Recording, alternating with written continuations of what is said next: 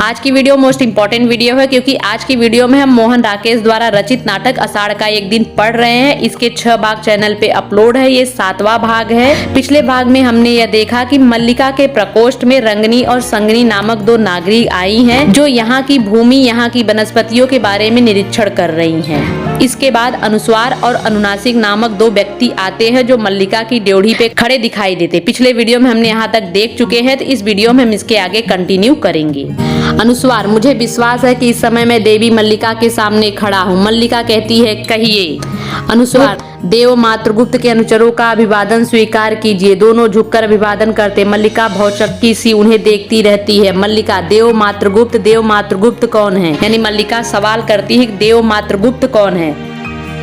अनुस्वार कहते हैं, ऋतु संहार, कुमार संभव, मेघदूत और रघुवंश के प्रणेता, कविंद्र, राजनीति निष्णात, आचार्य और कश्मीर के भावी शासक, देव मातृगुप्त की राजमहिषी, गुप्त वंश दुहिता, परम विदुषी देवी प्रियंगु मंजरी आपके साक्षात्कार के लिए उत्सुक है और शीघ्र ही यहाँ आना चाहती हैं। हम उनके अनुचर आपको इसकी पूर्व सूचना देने के लिए उपस्थित हैं। मल्लिका: ऋतु संहार, मेघदूत आदि के प्रणेता तो कालिदास है और आप कह रहे हैं कि? अनुस्वार कहता है, वे गुप्त राज्य की ओर से कश्मीर का शासन संभालने जा रहे हैं। मातृगुप्त उन्हीं का नया नाम है। यानी अनुस्वार कहता है कि कालिदास ही देव मातृगुप्त है, उन्हीं को मातृगुप्त के नाम से जाना जाता है। कालिदास का ही नया नाम मातृगुप्त है। मल्लिका: वे कश्मीर का शासन संभालने जा रहे हैं और उनकी राजमहिषी मुझसे मिलने के लिए आ रही हैं। अनुस्वार: मुझे विश्वास है कि इस गौरवपूर्ण अवसर पर आप अपने उपवेश गृह के वस्तु विन्यास से कुछ परिवर्तन आवश्यक समझेंगी। इससे आपका आदेश समझते हुए हम यह कार्य अभी अपने हाथों संपन्न किए देते हैं। आओ। अनुनासिक दोनों प्रकोष्ठ में आकर निरीक्षण करने की दृष्टि से सब वस्तुओं को देखने लगते और मल्लिका एक ओर हट जाती है। अनुनासिक आसन के पास चला जाता। अनुनासिक: मैं समझता हूँ यह आसन द्वार के निकट होना चाहिए। अनुस्वार: देवी द्वार से प्रवेश करेंगी और आसन द्वार के निकट होगा। उस स्थिति में इसे इसकी वर्तमान स्थिति से 7 अंगुल दक्षिण की ओर हटा देना चाहिए। अनुस्वार: दक्षिण की ओर। नकारात्मक भाव से सिर हिलाता। मैं समझता हूँ कि इसकी स्थिति 5 अंगुल उत्तर की ओर होनी चाहिए। गवाक्ष से सूर्य की किरणें सीधी इस आसन पर पड़ती हैं। अनुनासिक: मैं तुमसे सहमत नहीं। अनुस्वार: मैं तुमसे सहमत नहीं। अनुनासिक यानी अनुस्वार अनुनासिक आपस में बात करते हैं कि सामान या चीजों को कहाँ रखा जाए और वो एक दूसरे से सहमत नहीं होते हैं। अनुस्वार कहते हैं, तो विवादास्पद विषय होने से इस आसन को यहीं रहने दिया जाए। अनुनासिक: अच्छी बात है, इसे यहीं रहने दिया जाए। और ये कुंभों के पास चला जाता है। अनुस्वार: मैं समझता हूँ कि एक कुंभ इस कोने में, दूसरा कुंभ उस कोने में होना चाहिए। अनुनासिक: पर मैं समझता हूँ कुंभ यहाँ होने ही नहीं चाहिए। क्यों? अनुनासिक: क्यों का कोई उत्तर नहीं है। अनुस्वार: मैं तुमसे सहमत नहीं। अनुनासिक: मैं तुमसे सहमत नहीं। अनुस्वार कहता है, तो अनुनासिक कहता है, तो कुंभों को भी यही रहने दिया जाए। दोनों उधर जाते हैं जिधर रस्सी पर वस्त्र सूखने के लिए फैलाए गए। मल्लिका आसन के पास जाकर बिखरे पन्नों को समेटती है और उन्हें मोढ़े पर रखकर चुपचाप अंदर चली जाती है। अनुस्वार गीले वस्त्रों को छूता है। अनुस्वार कहता है, ये वस्त्र, अनुनासिक वस्त्र अभी गीले हैं इसलिए इन्हें नहीं हटाना चाहिए। अनुस्वार: क्यों? अनुनासिक: शास्त्रीय प्रमाण ऐसा है कि। अनुस्वार: कौन सा प्रमाण? अनुनासिक: यह तो मुझे याद नहीं है। अनुस्वार: यह याद है कि ऐसा प्रमाण है। अनुनासिक: हाँ। अनुस्वार: तो अनुनासिक तो संदिग्ध विषय है। अनुस्वार: हाँ, तब तो अवश्य संदिग्ध विषय है। अनुनासिक: संदिग्ध विषय होने से वस्त्रों को भी रहने दिया जाए। अनुस्वार: अच्छी बात है, वस्त्रों को भी रहने दिया जाए। अनुनासिक: परंतु यह चूल्हा अवश्य यहाँ से हटा देना चाहिए। अनुस्वार: चूल्हा हटाने का अर्थ होगा आसपास की सब वस्तुओं को हटाया जाए। इसके लिए बहुत समय चाहिए। अनुनासिक: समय के अतिरिक्त बहुत धैर्य चाहिए। अनुस्वार: धैर्य के अतिरिक्त बहुत परिश्रम चाहिए। अनुनासिक: मैं समझता हूँ भाजनों को हाथ लगाना हमारी स्थिति के अनुकूल नहीं है। अनुस्वार: मैं भी यही समझता हूँ। अनुनासिक: तो इस बात में हम दोनों सहमत है, चूल्हे को न हटाया जाए। अनुस्वार: मैं समझता हम दोनों सहमत है। अनुनासिक चारों ओर देखता है। अनुनासिक: और तो कुछ शेष नहीं। अनुस्वार भी चारों ओर देखता है। अनुस्वार: मेरे विचार से कुछ भी शेष नहीं। अनुनासिक: नहीं, अभी शेष है। अनुस्वार: क्या? अनुनासिक: यह चौकी यहाँ रास्ते में पड़ी है, इसे यहाँ से हटा देना चाहिए। अनुस्वार: मैं इससे सहमत हूँ। अनुनासिक: तो? अनुस्वार: तो? अनुनासिक: तो इसे हटा देना चाहिए। अनुस्वार: हाँ, अवश्य हटा देना चाहिए। अनुनासिक: तो? अनुस्वार: तो? अनुनासिक: हटा दो। अनुस्वार कहता है, मैं। अनुनासिक कहता है, हाँ। अनुस्वार कहता है, तुम नहीं। अनुनासिक कहता है, नहीं। अनुस्वार कहता है, क्यों? अनुनासिक: क्यों का कोई उत्तर नहीं। अनुस्वार: फिर भी।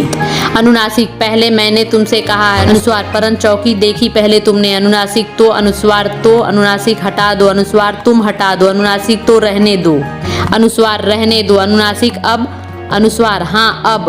अनुनासिक चारों ओर एक दृष्टि और डाल ले। अनुस्वार हाँ चारों ओर एक दृष्टि और डाल ले। मातुल उत्तेजित सा बाहर से आता है। मातुल उत्तेजित सा बाहर से आता है। मातुल अधिकारी वर्ग आपका कार्य यहाँ पूरा हो गया। अनुनासिक क्यों? अनुस्वार अनुस्वार हाँ पूरा हो गया न क्यों? अनुनासिक अनुनासिक हाँ हो गया, केवल एक दृष्टि डालना शेष है। अनुस्वार हाँ केवल एक दृष्टि डालना शेष है। मातुल तो वह दृष्टि अब रहने दीजिए। देवी प्रियंगु मंजरी बाहर पहुंच गई। अनुनासिक देवी बाहर पहुंच गई है तो चलो। अनुस्वार अनुस्वार कहता है चलो। दोनों साथ साथ बाहर चले जाते हैं। मातुल भी पीछे पीछे चला जाता है और कुछ क्षण बाद प्रियंगु मंजरी को मार्ग दिखलाता वापस आता है। मातुल वह इस सारे प्रदेश में सबसे सुशील, सबसे विनीत और सबसे भोली लड़की है। मल्लिका अंदर से आती है, यानी मातुल कहता है कि वह इस प्रदेश में सबसे सुशील, सबसे सुंदर और सबसे भोली लड़की है।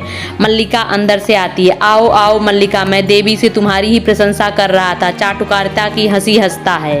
देवी जब से आई हैं तुम्हारे ही संबंध में पूछ रही हैं। तो यही है हमारी मल्लिका, इस प्रदेश की राजहंसिनी। मल्लिका, देवी के लिए कौन सा आसन निश्चित किया गया है? मल्लिका प्रियंगु मंजरी को अभिवादन करती है। प्रियंगु मंजरी मुस्कुराकर अभिवादन की स्वीकृति देती है। प्रियंगु आर्य मातुल आप अब जाकर विश्राम करें। अनुचर मेरे लौटने तक बाहर ही प्रतीक्षा करेंगे। मातुल परंतु आपके लिए आसन। प्रियंगु उसकी चिंता न करें, मुझे असुविधा नहीं हो। मातुल असुविधा तो होगी, आप असुविधा को असुविधा न माने, यह दूसरी बात है। और वास्तव में कुलीनता कहते हैं इसी को। बड़े कुल की विशेषता ही यह होती है। प्रियंगु आप विश्राम करें, मैंने पहले ही आपको बहुत थकाया है। मातुल मुझे थकाया है आपने? फिर चाटुकारिता की हंसी हंसता है। आपके कारण मैं थकूंगा। मुझे आप दिन भर पर्वत शिखर से खाई में और खाई से पर्वत शिखर पर जाने को कहती रहे तो भी मैं नहीं थकूंगा। मातुल का शरीर लोहे का बना है, लोहे का। आत्मश्लाघा नहीं करता, परंतु हमारे वंश में केवल प्रतिभा ही नहीं, शरीर शक्ति भी बहुत। मैं पशुओं के पीछे दिन में 10-10 योजना घूमा हूँ। मैं कहता हूँ संसार में सबसे कठिन कोई काम है तो पशुपालन का। एक भी पशु मार्ग से भटक जाए तो। प्रियंगु देखिए आज भी आपके पशु भटक रहे होंगे, जाकर एक बार उन्हें देख लीजिए।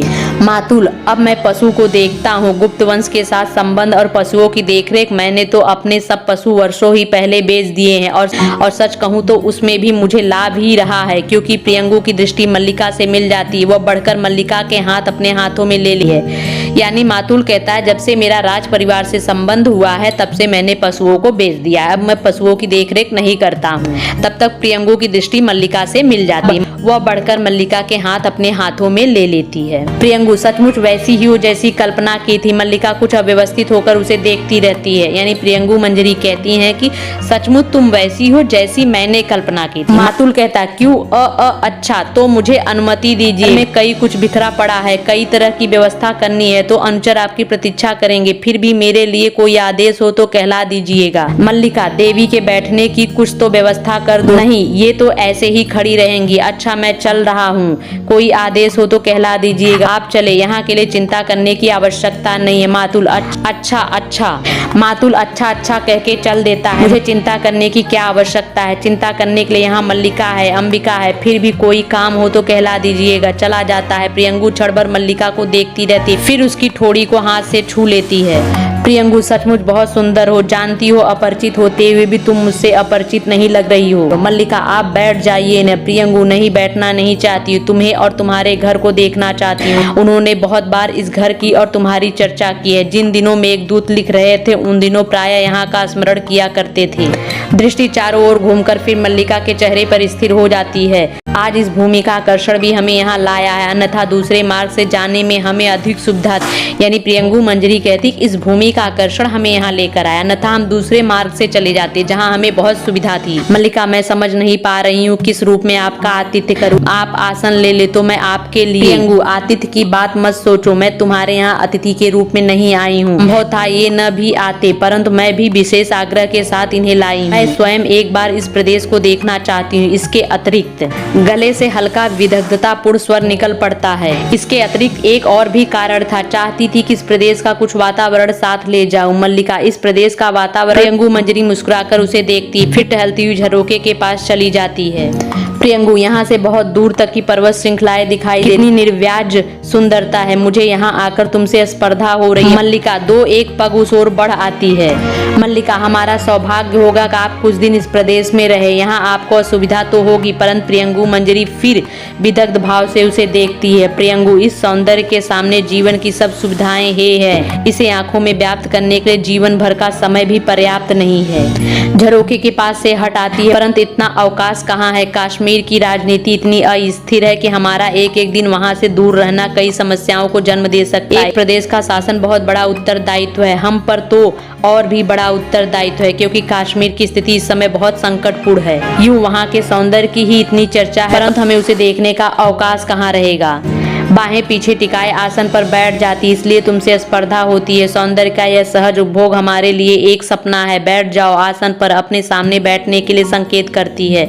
मल्लिका नीचे बैठने लगती तो वह उसे रोक देती है। यहाँ मेरे पास बैठो मल्लिका, मैं दूसरा आसन ले लेती हूँ। कोने से मोढ़ा उठाकर आसन के पास रख लेती है और उस पर रखे भोजपत्र आदि गोदी में रखकर बैठ जाती है। प्रियंगु कहती है, लगता है यहाँ ग्राम प्रदेश में रहकर भी तुम्हें साहित्य से अनुराग है। मल्लिका की आंखें झुक जाती हैं। किसकी रचनाएं हैं ये? मल्लिका, कालिदास की। प्रियंगु की भवें कुछ संकुचित सी हो आती हैं। यानी प्रियंगु पूछती है कि किसकी रचनाएं हैं, तो मल्लिका कहती है कालिदास की। प्रियंगु, अब वे मातृगुप्त के नाम से जाने जाते, यहाँ भी उनकी रचनाएं मिल जाती। मल्लिका, ये प्रतियां मैंने उज्जैनी से आने जाने वाले व्यवसायियों से प्राप्त की हैं। प्रियंगु के होठों पर हल्की व्यंग्यात्मक मुस्कुराहट प्रकट होती है। प्रियंगु, मैं समझ सकती हूँ, उसे जान चुकी हूँ, तुम बचपन से ही उनकी संगनी रही हो। उनकी रचनाओं के प्रति तुम्हारा मोह स्वाभाविक है। जैसे कुछ सोचती सी छत की ओर देखने लगती है। वे भी जब तक यहाँ के जीवन की चर्चा करते हुए आत्म विस्मृत हो जाते, इसलिए राजनीति कार्यों से कई बार उनका मन उखड़ने लगता है। फिर उनकी आंखें मल्लिका के मुख पर स्थिर हो जाती है। ऐसे अवसरों पर उनके मन को संतुलित रखने के लिए बहुत प्रयत्न करना पड़ता है। राजनीति साहित्य नहीं है, उसमें एक एक क्षण का महत्व है। कभी एक क्षण के लिए भी चूक जाए तो बहुत बड़ा अनिष्ट हो सकता है। राजनीति जीवन की धुरी से बने रहने के लिए व्यक्ति को बहुत जागरूक रहना पड़ता है। साहित्य उनके जीवन का पहला चरण था,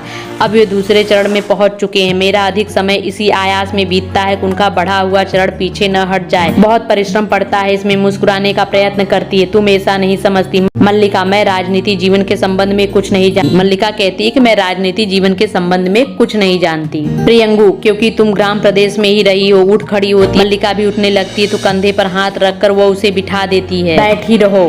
निचले होठ को थोड़ा चबाती हुई टहलने लगती है। मैंने तुमसे कहा था कि मैं यहाँ का कुछ वातावरण साथ ले जाना चाहती हूँ, यह इसलिए उन्हें अभाव का अनुभव न हो। उसमें कई बार बहुत क्षति होती है, वे व्यर्थ में धैर्य खो देते हैं, जिसमें समय भी जाता है। यानी प्रियंगु मंजरी कहती है कि मैंने तुमसे कहा था कि मैं यहाँ का वातावरण साथ ले जाना चाहती, ताकि उन्हें यानी कभी कालिदास को उसकी कमी न लगे। जिसमें समय भी जाता है, शक्ति भी। उनके समय का बहुत मूल्य है। मैं चाहती थी कि उनका समय उस तरह नष्ट न हुआ। मल्लिका के सामने आकर रुक जाती है। इसलिए मैं यहाँ से कई कुछ अपने साथ ले जा रहा हूँ। कुछ हरिण शावक जाएंगे जिनका हम अपने उद्यान में पालन करेंगे। यहाँ की उद्यान में क्रीड़ा शैल पर आसपास के प्रदेश में लगवा दी जाएंगी। हम यहाँ से कुछ घरों का भी निर्माण वहाँ करेंगे। मातुल और उनका परिवार भी साथ जाएगा। यहाँ से कुछ अनाथ बच्चों को वहाँ ले जाकर हम शिक्षा देंगे। मैं समझती हूँ इससे अंत आएगा। फिर टहलती हुई प्रकोष्ठ के दूसरे भाग में चली जाती है। देख रही तुम्हारा घर बहुत जर्जर स्थिति में है, इसका प्रसंस्कार आवश्यक है। चाहो तो मैं इस कार्य के लिए आदेश दे जाऊँ। उज्जैनी के 2 कुशल स्थपति हमारे साथ आए हैं। क्यों? यानी प्रियंगु मंजरी कहती तुम्हारा घर बहुत जर्जर स्थिति में, तुम चाहो तो मैं इसे पुनः निर्माण करवा सकती हूँ। इसके लिए उज्जैनी से 2 कुशल स्थपति हमारे साथ आए हैं। मल्लिका कहती आप बहुत उदार है, परंतु हमें ऐसे ही घर में रहने का अभ्यास है, इसलिए असुविधा नहीं होती है। प्रियंगु, फिर भी चाहूंगी कि इस घर का परिसंस्कार हो जाए। यानी प्रियंगु मंजरी कहती फिर भी चाहूंगी कि इस घर का पुनः निर्माण कराया जाए। उनके जीवन के आरंभिक वर्षों का इस घर के साथ भी संबंध रहा है। मातुल के घर के स्थान पर मैंने नए भवन के निर्माण का आदेश दिया है। स्थपतियों से कहा है कि वे उज्जैनी के लक्षण शिलाएं लाकर कार्य आरंभ करें। खेद है कि कार्य के निरीक्षण के लिए मैं स्वयं यहाँ नहीं रह पाऊंगी। कल ही हमें आगे की यात्रा आरंभ कर देनी होगी। तुम भी हमारे साथ क्यों नहीं चलती? मल्लिका विमुड़ सी उसकी ओर देखती रहती है। मल्लिका, मैं यानी मल्लिका कहती है कि मैं प्रियंगु पास आकर उसके कंधे पर हाथ रख देती है। प्रियंगु, हाँ इसमें बाधा क्या है? यहाँ तुम किसी ऐसे सूत्र से तो बधी नहीं हो कि मल्लिका मेरी माँ यहाँ है। प्रियंगु कहती कि हाँ तुम यहाँ ऐसे सूत्र से तो बधी नहीं हो जो तुम चल न सको। मल्लिका कहती कि नहीं मेरी माँ यहाँ है। प्रियंगु, यह कोई बाधा नहीं है, तुम्हारी माँ के साथ भी चलने की व्यवस्था हो सकती है। हमारे स्थपति इस घर का परिसंस्कार करते रहेंगे, तुम वहाँ मेरे साथ मेरी संगनी के रूप में रहोगी। मल्लिका के चेहरे पर आहत अभिमान की रेखा रेखाएं प्रकट होती है, परंतु वह अपने को दबाए रखती है। मल्लिका कहती, क्षमा चाहती हूँ, मैं अपने को ऐसे गौरव की अधिकारिणी नहीं समझती प्रियंगु, परंतु मैं तुम्हें इससे कहीं अधिक की अधिकारिणी समझती हूँ। मेरे आने से पहले राज्य के 2 अधिकारी यहाँ आए थे। प्रियंगु मंजरी कहती, मेरे आने से पहले राज्य के 2 अधिकारी यहाँ आए थे। होठों पर फिर विदग्ध मुस्कान आ जाती है। मैंने उन्हें औपचारिकता के लिए नहीं भेजा था, तुमने उन दोनों को देखा है। मल्लिका उसका अर्थ समझने का प्रयत्न करती हुई अनिश्चित सी उसकी ओर देखती रहती है। मल्लिका, देखा है प्रियंगु, तुम उनमें से जिसे भी अपने योग्य समझो उसी के साथ तुम्हारे विवाह का प्रबंध किया जा सकता है। दोनों योग्य अधिकारी हैं। प्रियंगु मंजरी मल्लिका को कहती है कि इसके पहले, मेरे आने से पहले 2 अधिकारी आए थे जिसे तुम देख चुकी। अगर तुम उन्हें अपने योग्य समझो तो उनके साथ तुम्हारे विवाह का प्रबंध किया जा सकता है। मल्लिका, देवी भोजपत्रों को वश से सटाए कुछ पगासन की ओर हट जाती है। प्रियंगु मंजरी उसे सीधी दृष्टि से देखती हुई धीरे धीरे उसके पास चली जाती है। प्रियंगु, संभवतः तुम दोनों में से किसी को भी अपने योग्य नहीं समझ, परंतु राज्य में ये दोनों ही नहीं है, और भी अनेक अधिकारी हैं। मेरे साथ चलो, तुम जिसे भी चाहोगी। मल्लिका आसन पर बैठ जाती है और उधे आवेश से अपने होठ काट लेती। यानी प्रियंगु मंजरी कहती है, दोनों को अपने योग्य नहीं समझती, राज्य में और भी अनेक अधिकारी हैं, जिसे तुम अपने योग्य समझो उसके साथ तुम्हारा विवाह किया जा सकता है। मल्लिका, इस विषय की चर्चा छोड़ दीजिए। गला रुझ जाने से शब्द स्पष्ट ध्वनित नहीं होते, अंदर का द्वार खुलता है। अंबिका रोग और आवेश के कारण शिथिल और कांपती सी आकर जैसे अपने को सहेजने के लिए रुकती। प्रियंगु, क्यों तुम्हारे मन में कल्पना नहीं, तुम्हारा अपना घर परिवार हो? अंबिका धीरे धीरे उनकी ओर बढ़ती है। अंबिका, नहीं, इसके मन में यह कल्पना नहीं है। प्रियंगु घूमकर उसकी ओर देखती। मल्लिका व्यवस्थित भाव से उठ खड़ी होती है। मल्लिका, यानी अंबिका कहती, नहीं, इसके मन में कोई कल्पना नहीं है। अंबिका, इसके मन में यह कल्पना नहीं है क्योंकि यह भावना के स्तर पर जीती है। इसके लिए जीवन में सांस फूल जाने से शब्द गले में अटक जाते हैं। मल्लिका हाथ के पृष्ठ आसन पर रख देती है और पास जाकर अंबिका को पीठ से सहारा देती है। मल्लिका कहती, तुम उठ क्यों आई माँ? तुम्हारा स्वास्थ्य ठीक नहीं, चलकर लेट रहो। उसे वापस अंदर ले जाना चाहती है, परंतु अंबिका उसका हाथ अपनी पीठ से हटा देती है। अंबिका, मैं किसी आने वाले से बात भी नहीं कर सकती। दिन, मास, वर्ष मुझे घुटते हुए बीत गए। मेरे लिए यह घर नहीं है, यह काल गुफा है जिसमें मैं हर समय बंद रहती हूँ। और तुम चाहती हो कि मैं किसी से बात भी न करूं? चलने की चेष्टा में गिरने को